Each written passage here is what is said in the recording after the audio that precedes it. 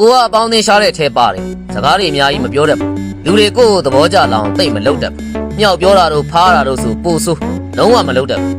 ဆိုရှယ်ရန်ကောင်းတဲ့ထဲလည်းမပေါ့မသိတဲ့လူတွေကမာနာကြီးတယ်ထင်ကြတယ်တကယ်တမ်းကိုကလောရမယ့်တာဝန်ကိုလုံရင်တယောက်တည်းနေတဲ့သူအေးစေးသမားပေါ့ဘုံစပစ်တိတ်များတယ်သူတိတ်တန်ရောစင်ကြီးတယ်တကယ်ရင်ပတ်နဲ့ပေါင်းတဲ့သူဆိုတိတ်ရှား